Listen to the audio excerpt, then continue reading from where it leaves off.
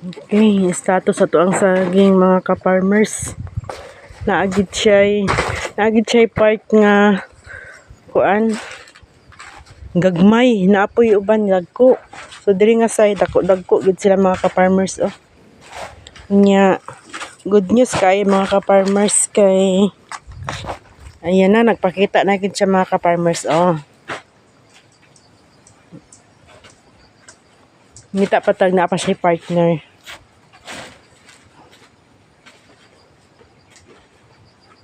Na ito sa tumoy mga ka-farmers kay gagmay na siya. Diri dapita dagko. Kini siya taas kay mga ka-farmers.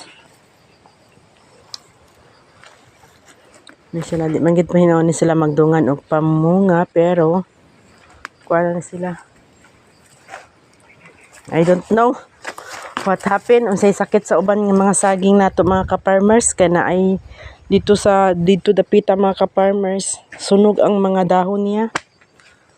Weekly na gani ni ilang spray sa dahon mga ka-farmers. So naagid siya part niya kuan murag sunog ang dahon. Naagid po siya aquarius mga ka-farmers oh. Kanang dagko na gani magkuan kani. Ana siya ka-farmers. Aquarius. Sayang kayo oh. Dako na usa pa ning kuan ning bitaw ang iyang sakit. Laban lang kayo mga saging ko.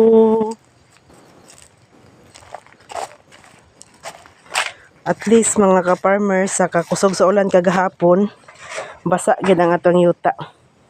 So basig ugma makaabono ta mga ka-farmers. Sayang nagi uban sakit. Amo na lang gipang disinfect mga ka-farmers. No? Dili gid tanan sa imuhang gitanom mga ka-farmers. Goods kaayo ang kalabasan. So naagid siya sakit ang uban. Nang uban po wa ta kasabot og unsay problema niya, no? So mga tong busing nang dilip og nag-disinfect sa uban. So kini lang sa ang atong update mga ka-farmers. Kulang pa ta og knowledge about sa saging, no? So kay maayo ani. Nanubo na pud atong mga sagbot mga ka-farmers. Ang akong gusto is dili na ni siya sprayan og ground up. Kay basig isa pud ni siya nga cause sa mga sakit sa atong saging. So ato na lang pud ni siyang hinahinayan og hagbas siguro mga ka-farmers. Para at least dili pud siya managkog maayo.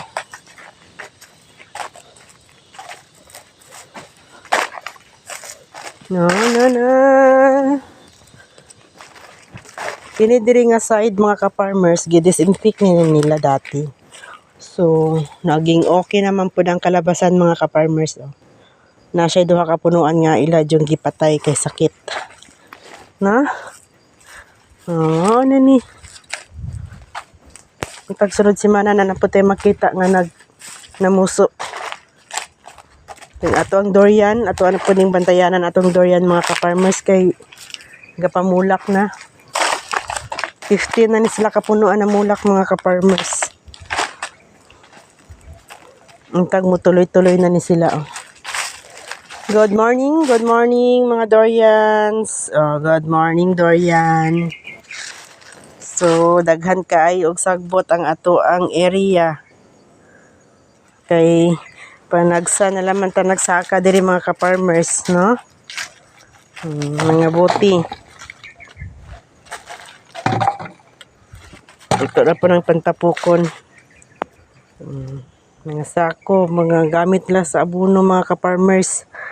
Nya pag mag-relax na sila, higda-higda sila sa sako. So wala lang po na ako nagipangdala sa baba ang mga sako mga ka-farmers. Ginagamit na nila.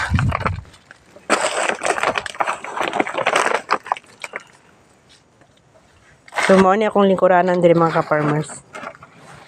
Red Horse Keys.